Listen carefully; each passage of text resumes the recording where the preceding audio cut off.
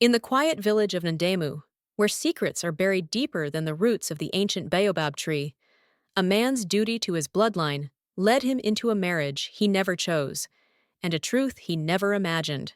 Kwame had never believed fate could be cruel, not until the day his brother's lifeless body was carried through the center of the village, wrapped in woven leaves, his spear still clenched in his stiff hand. Kojo had been the pride of the Asiedu family, firstborn, brave, and beloved. His sudden death in the forest left a wound that bled through the hearts of everyone in Ndemu, but it was Kwame who bore it the deepest. Kojo's widow, Akosua, was several moons pregnant when the village drums signaled the funeral rites.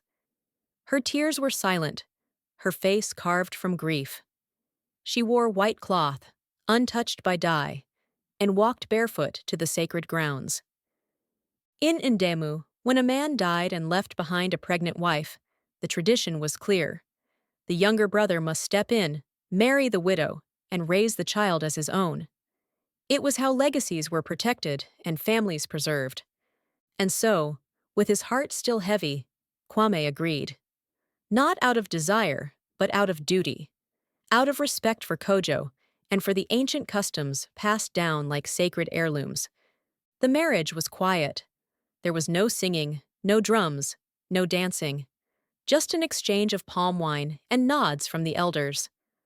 Akosua did not smile. She kept her eyes on the ground. Kwame moved her into his compound and gave her space. He treated her gently, cooking for her in silence, fetching water when her feet swelled. But they were not lovers.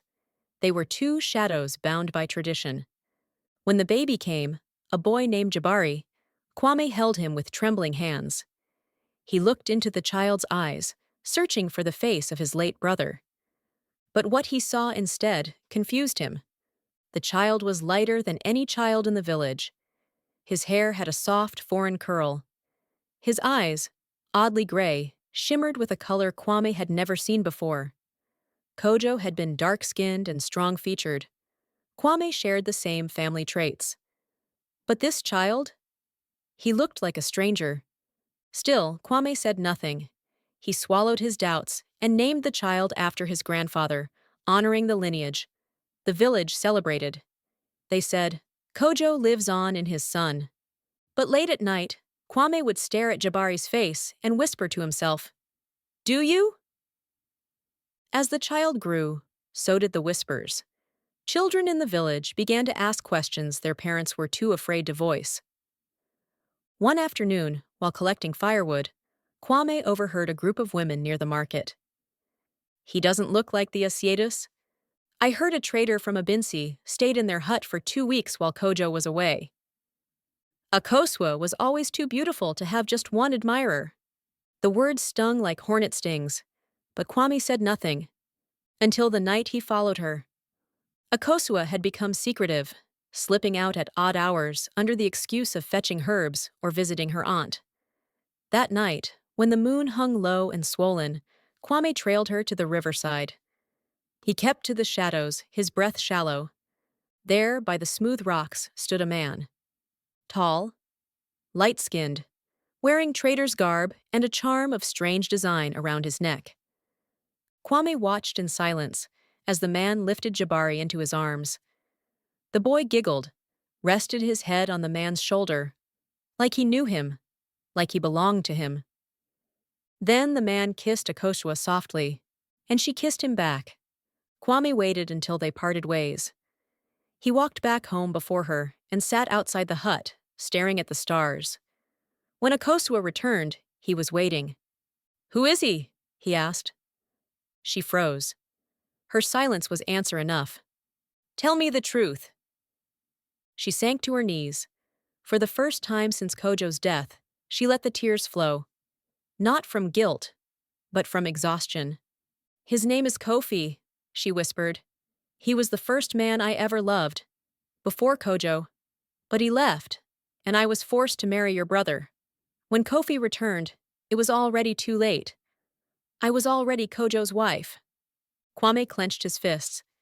"Is Jabari his?" Akosua nodded. "He is not Kojo's son." The earth might as well have cracked open beneath them. Everything Kwame had built, his sacrifice, his duty, his family name, was a lie. Kwame went to the elders. He laid bare the truth like an offering at the altar, that Jabari was not of his blood, that tradition had bound him to raise a child that wasn't his brother's, and that the woman he had married under sacred duty had deceived them all. The elders were torn. Some argued for exile, others for forgiveness. Old Nana Bua, the eldest among them, raised a trembling hand and spoke. Tradition is not a chain, but a thread. When pulled too tightly, it breaks. When ignored, it unravels. He called for a gathering. The entire village came to the circle of judgment. Akosua stood beside Kwame, holding Jabari close. Kofi, the outsider, stood a few paces away, eyes cast down. The truth was confessed. And then the elders passed judgment. Akosua would no longer be Kwame's wife. Their marriage, built on falsehood, would be annulled. She would be free to leave with Kofi, the true father of the child. But they would leave Ndemu. Not as punishment, Nanabua said, but to protect the peace of this village, and to remind us all, truth must walk hand in hand with tradition, or both will fall. Kwame watched in silence as Akosua wept, not for herself, but for the shame she had brought upon him. She took his hands and whispered, "You were kinder than I deserved." He nodded but said nothing. She left the next morning. The sun rose over Ndemu like any other day, but for Kwame it brought a new stillness. He was no longer a husband, nor a father, but he was free.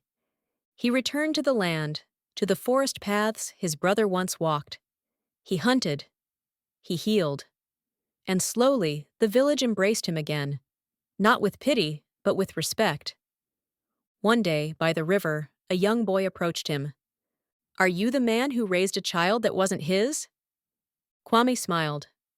"Yes." "Why did you do it?" Kwame looked to the sky, where the baobab trees swayed gently. "Because love is not always about being right. Sometimes it's about doing what's needed, even when it breaks you." In our lives, we may be asked to carry burdens that are not ours to bear. And sometimes we carry them anyway, out of honor, out of love, or simply because no one else will. But truth has its own weight, and when it is hidden, it grows heavier, until it cannot be carried at all. What do you think? Was Akosua justified in hiding the truth? Was Kwame right to expose her? Should tradition have made him marry her in the first place? Did Akosua kill Kojo just so she can be with her ex? Let us know your thoughts in the comments.